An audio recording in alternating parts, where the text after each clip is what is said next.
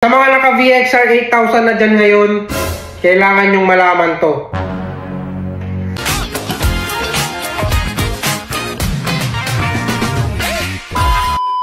Quick tutorial lang, lalong-lalo na kasi doon sa YT channel natin. Kaya kung di ka pa nakasubscribe, sana pakisupport na lang, pasubscribe na lang yung YT channel natin, guys. Pero kasi mga nagtatanong doon, nung in-upload nga natin itong bagong VXR 8000, paano daw magpalit ng lens nito kasi di daw nila maalis, di nila sure kung paano alisin. Natatakot sila baka biglang may mabali or something na mangyari doon sa kanilang mga lens.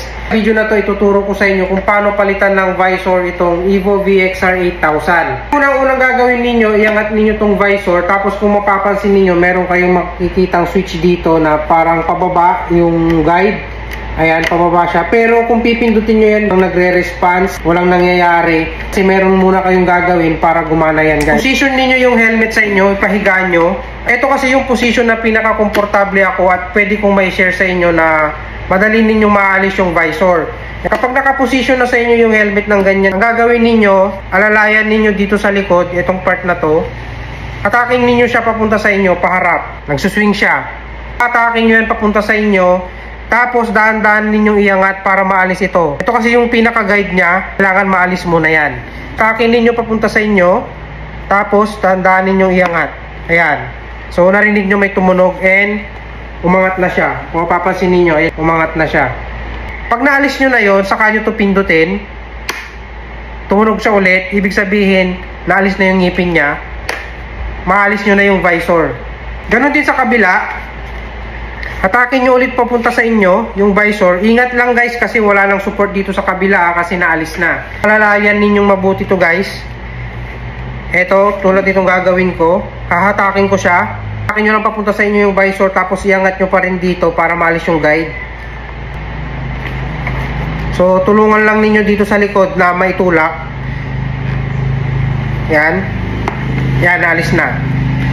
Yan, basta itulak nyo lang dito sa likod papunta sa inyo. Habang inaangat ninyo dito sa harap, basta may push nyo dito, maalis yan. At that's the time na pipindutin nyo na to pababa. Ayan o. Yan. Maalis na yan guys. So, ganun lang siya kasimple. Pero medyo tricky sa una. Medyo mahirap kasing itulak. Lalong-lalo na kapag naalis na yung isa. Kailangan nyo talagang suportahan, alalayan. Ito kasi yan guys o. Para mas makita ninyo. Ganyan siya o. Ayan. Gumagalaw siya. Pag ibabalik naman guys, ganito lang naman siya kasimple. Tapat nyo yung pinakangipin na nasa taas, ito. Tapat nyo siya dito. Pag naitapat nyo na siya, tapos itulak nyo lang siya pababa.